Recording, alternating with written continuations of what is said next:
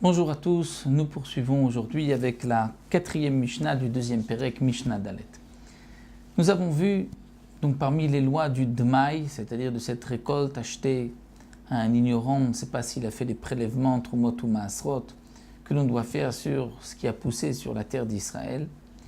Et nous avons vu que l'on doit prélever une autre fois pour être sûr que le prélèvement a été bien fait. Nous avons vu quelques exceptions. Dans quel cas on n'est pas obligé de prélever. Là encore, la Mishnah va nous enseigner d'autres exceptions, où les Chachamim n'ont pas décrété l'obligation de prélever sur le Dmaï, comme par exemple le cas de Nartomim, des boulangers. Les boulangers, on parlera d'un boulanger Chaver, qui lui fait attention au Trumot ou Masrot, mais qui a acheté la récolte chez un Amaharetz.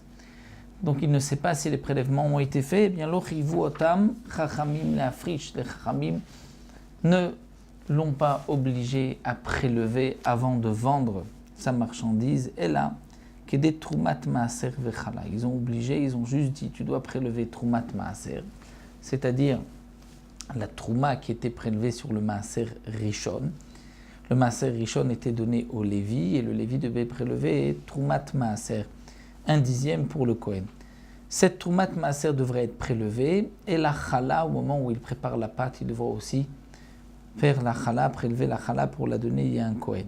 Mais il n'est pas nécessaire de prélever le Maaser Sheni du Dmaï, bien que normalement on doit faire tous les prélèvements pour une récolte Dmaï. Mais là les Chachamim ont été indulgents. Pourquoi? Parce qu'à l'époque, comme nous explique le Barthénoura, les policiers du roi frappaient les Nartomim, les boulangers, et les obliger à vendre le pain à un prix dérisoire. Donc les Chachamim, pour que le Nartom, c'est-à-dire le boulanger, puisse gagner sa vie, ne l'ont pas obligé à prélever, puisque de toutes les manières c'est un doute, comme nous avons vu, et que la majorité des Amaratim prélevaient le Maaser. Donc les Chachamim ont dit, puisque tu es en difficulté, on ne t'oblige pas à prélever le Maaser Sheni, puisque le Maaser Sheni, c'est une grande tira, il faut le monter à Yerushalayim, c'est difficile, donc les Chachamim n'ont pas imposé.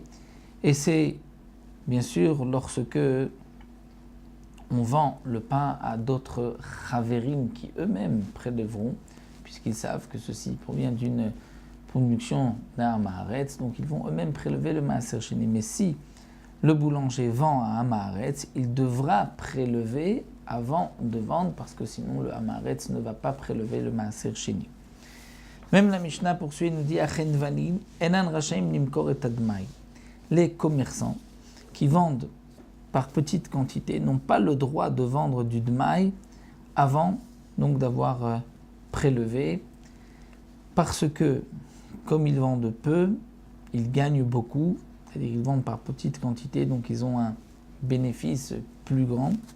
Et donc c'est pour cela qu'ils doivent eux-mêmes prélever le dmaï. Autre explication que donne le Barthénoura, étant donné qu'ils vendent même à des enfants qui vont acheter sans faire attention et sans prélever. Donc le commerçant doit lui-même prélever de cette récolte dmaï avant de vendre.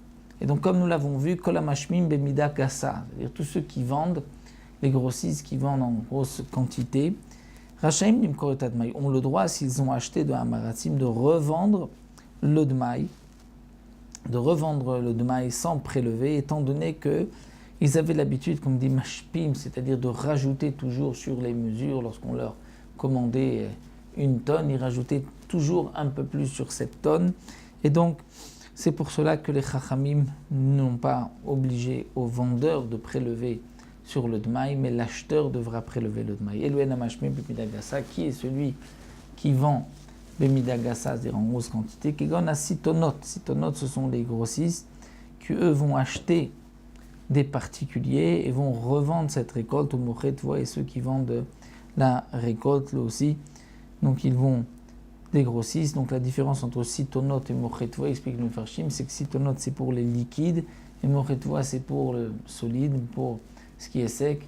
C'est donc deux synonymes, mais c'est donc le même principe lorsqu'on vend en grosse quantité et qu'on rajoute toujours au bénéfice de l'acheteur, donc c'est à l'acheteur lui de prélever de cette récolte de maïs. Donc voici encore une exception, les Chachamim n'ont pas obligé de prélever sur la récolte de maïs. Nous verrons encore dans la 5e Mishnah une autre précision à propos de ce que nous avons vu dans cette Mishnah.